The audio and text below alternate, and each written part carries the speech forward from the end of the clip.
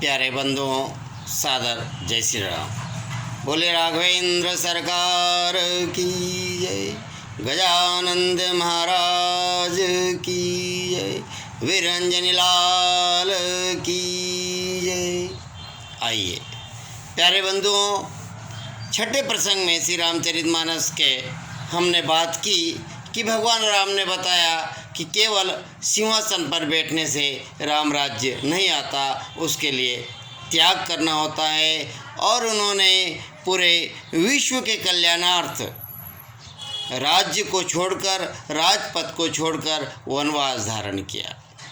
इधर अयोध्या में पूरी अयोध्या गमगीन है, सन्नाटा पसरा हुआ है और राम को चाहने वाले जो राम के बगैर एक पल भी नहीं रह सकते थे ना, राजा दशरथ, वे तो तब से ही मूर्छित पड़े हुए हैं। तब से कैकेयी ने उनसे वरदान मांगा कि राम को 14 वर्ष का वनवास दीजिए।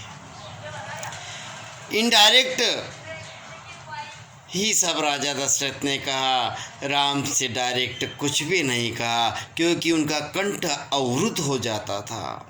कंठ अवरुद्ध जब व्यक्ति का हो जाता है तो भला वह कैसे बोल सकता था। और जो हृदय का टुकड़ा है, जिगर का टुकड़ा है, उस राम को वनवास देने के लिए क्या दशरथ की जुबान खुल सकती थी? नहीं खुल सकती थी। जो भी कहा माता कैकेयी ने कहा। राम वनवास की ओर चले जाते हैं, सरयू पार कर जाते हैं। सुमंत काका बहुत समझाते हैं, क्योंकि राजा दशरथ ने काका सुमंत से कह रखा था कि आप राम को, लक्ष्मण को और मेरी प्यारी बेटी जानकी को समझा बुझा कर ले आना। लेकिन काका सुमंत का किसी भी प्रकार उनकी बात का राम के ऊपर कोई असर नहीं होता है। सुमंत काका जो है वापस अयोध्या आ जाते हैं। राजा दशरथ पूछते हैं, सुमंत, क्या राम को आप समझाने में सफल हुए? नम आँखों से सुमंत स्वीकार करते हैं और कहते हैं, नहीं, मैं असफल हुआ। और जो है इसी प्रकार भगवान राम के विरह में पूरी अयोध्या दुखी है। अयोध्या का एक एक बालक, एक एक नर नारी दुखी है। और इधर राजा राम के अभाव में मूर्छित, बार बार मूर्छित हो रहे हैं राजा दशरथ। उन्हें कई बातें याद आ रही है। उन्हें एक प्रसंग याद आ रहा है कि मैंने क्यों कैकेयी को इस प्रकार का वरदान दिया। उन्हें याद आ रहा है कि मेरे शब्द भेदी बाण के द्वारा। प्यारे मित्रों, इस भारत के इतिहास में यदि हम देखते हैं तो 2 राजा ऐसे प्रसिद्ध हुए हैं, 2 ऐसे धनुर्धर प्रसिद्ध हुए हैं जो शब्द भेदी बाण चलाने में निपुण थे। वे हैं एक तो त्रेता युग में राजा दशरथ, और इस कलयुग में दिल्ली के राजा पृथ्वीराज चौहान, जिन्होंने मोहम्मद गौरी को मारा था। प्यारे मित्रों, आज राजा दशरथ कह रहे हैं कि मुझसे भूलवश श्रवण घायल हो गया था, उनकी मौत हो गई थी, और श्रवण के माता पिता ने उन्हें श्राप दे दिया था। आज वही उनकी आंखों के प्रत्यक्ष सामने आ रहा है, दृष्टिगोचर हो रहा है पूरा दृश्य। इधर राजा भरत को संदेश आ जाता है। भरत उनके ननिहाल में रहते हैं। तुरंत ही उनके नाना उन्हें अयोध्या के लिए पहुंचाते हैं। भरत जैसे ही अयोध्या में प्रवेश करते हैं, चारों ओर सन्नाटा बिखरा रहता है। तुरंत ही सारथी कैकेयी के महल की ओर रथ को ले जाता है। भरत अपनी माँ से मिलते हैं। माँ को चरण स्पर्श करते हैं, साष्टांग दंडवत करते हैं। माँ खुश हो जाती है, तिलक करती है और कहती है, राजा भरत। भरत कहते हैं, माँ आप यह क्या बोल रही हो? मैं तो आपका बेटा हूँ, भरत हूँ, मुझे आप राजा कहकर क्यों संबोधन कर रही हो? तो बोले कि मैं ही नहीं, तुम्हें पूरी अयोध्या राजा कहकर संबोधन कर रही है। बड़े आश्चर्यचकित हो जाते हैं भरत और पूछते हैं तो माँ कैकेयी विस्तृत से वर्णन करती है। और जैसे ही भरत को मालूम होता है ना कि पहले वरदान में माँ ने मुझे राजा बनाने का वरदान मांगा है, तो वे विह्वल हो जाते हैं और कहते हैं कि माँ ये आपने क्या मांग लिया। वे कहते नहीं नहीं, बड़े भाई के होते हुए मैं भला कैसे राजपद को स्वीकार कर सकता हूँ। माँ यह आपने ठीक नहीं किया। मैं भगवान राम को, मेरे बड़े भाई श्री राम को मैं जाता हूँ समझाने के लिए।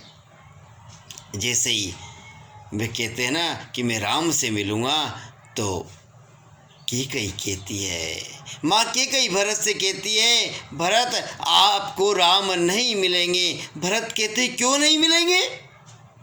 वो कहती है मैंने दूसरे वरदान में राम को 14 वर्ष का वनवास हो वह भी भरत के राज्याभिषेक होने के पूर्व। अतः हे भरत, अब राम अयोध्या में नहीं है, उनके संग लक्ष्मण और सीता भी जा चुकी है, वे वनवास जा चुके हैं। दूसरे वरदान में मैंने राम का वनवास ही मांगा है और वह 14 वर्ष के लिए मांगा है। हतप्रभ रह जाते हैं भरत।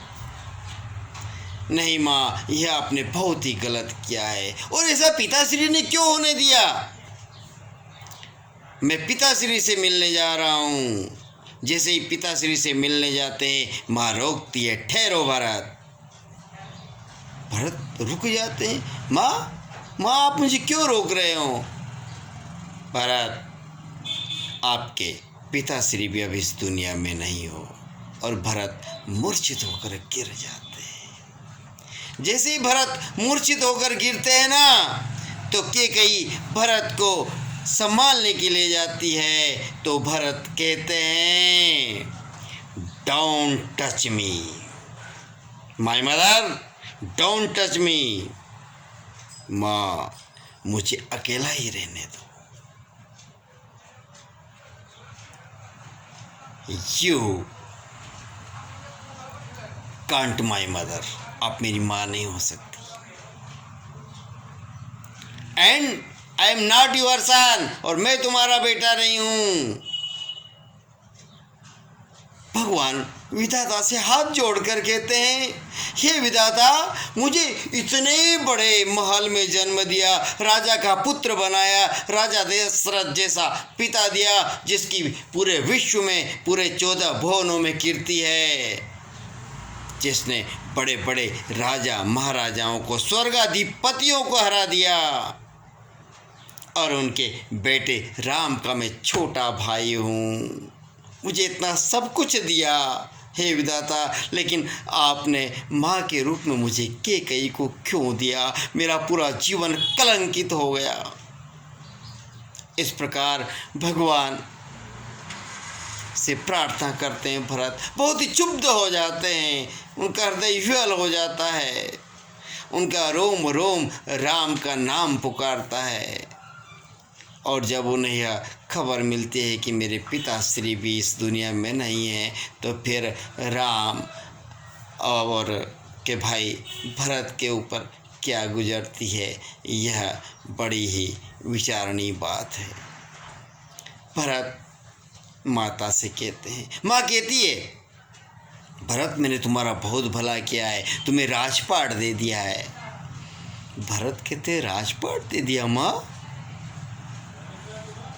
तो एक कवि ने बहुत ही प्यारी बात कही है भरत के श्रीमुख से, भला किया तो क्या भला किया तूने मेरा, लिया था जन्म जब मैंने दबा देती गला मेरा। और इस प्रकार भरत माँ से नाराज़ हो जाते हैं। माँ को कहते हैं, माँ तुमने मेरे जीवन को कलंकित कर दिया है। माँ कौशल्या से मिलने जाते हैं। कौशल्या को प्रणाम करके पूछते हैं, माँ यह सब आपने कैसे होने दिया? भरत की अश्रुओं की धारा रुक नहीं रही है। क्योंकि भरत का मन निर्मल है, गंगा जैसा निर्मल है, अति पावन है।